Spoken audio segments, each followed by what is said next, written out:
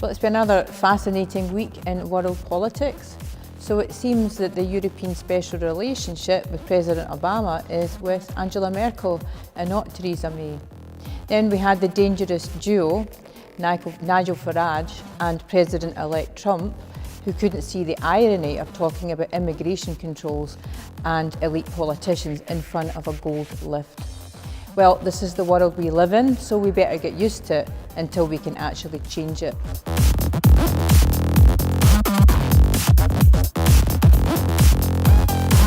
So my week has been dominated by the debate on fuel poverty.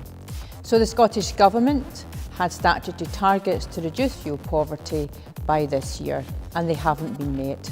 In fact, fuel poverty still remains at 34%. So that means that households who spend more than 10% on their energy are fuel poor.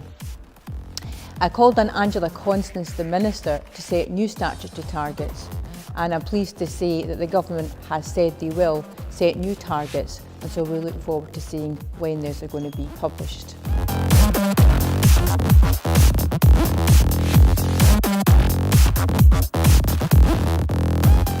So in the debate we had on fuel poverty, I talked about one of the issues that I'm passionate about, and that is consumer prices, what consumers pay for their energy. So we know that the 6 big energy companies make huge profits. In fact, those profits are as high as 26%. Now, the Competition and Mergers Association, who are meant to be the watchdog, if you like, for consumers, they had an opportunity to introduce price controls. And after heavy lobbying from the 6 energy companies, they didn't do that. The measures they've taken are far weaker.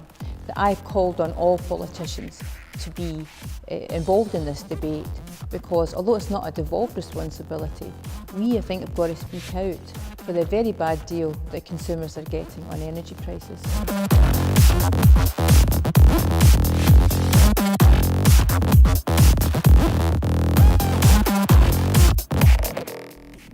So also this week, I took part in a mass lobby organised by the Scottish Wildlife Trust about a ban on the culling of hares. Well, why would a constituency MSP for Glasgow attend such a lobby? Well, I actually had 300 people write to me about it, so I thought if 300 people can be bothered to write to me, then I should go and see what this is about. Every MSP was given a hand-knitted hare to remind us of what the campaign is about. And essentially it's about the accusation that hares spread disease amongst the red grouse.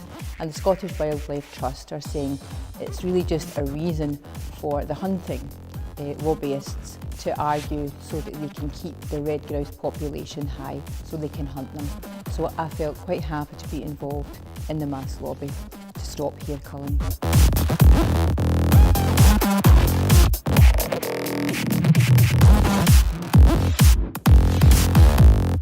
So we know that the Scottish Parliament is going to get new powers on the control of a new social security system.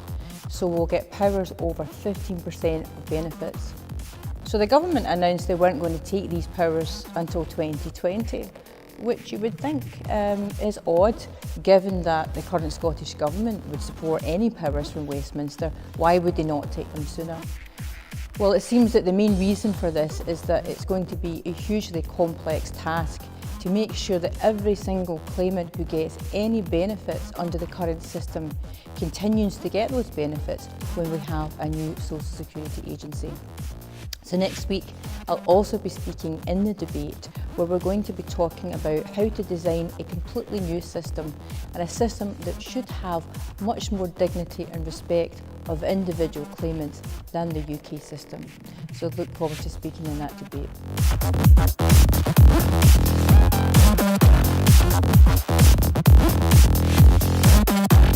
So you'll also have seen in the news this week that literally hundreds of commuters were complaining about delays in their train services. So much so that Labour leader Kezia Dugdale used that as her topic to question First Minister Nicola Sturgeon. Now, I, for one, have always supported the public control of our railways. But what Kezia Dugdale said this week, it really is time for the Scottish Government to look at the possibility of reining in the current contract. It is clearly underperforming and it's not serving ordinary commuters. So I will be campaigning to bring railways into public control, and at least until that happens, I'll certainly be ensuring that I'll be doing my bit to make sure that trains actually run on time and do what they're supposed to do, and that's get ordinary people to their work.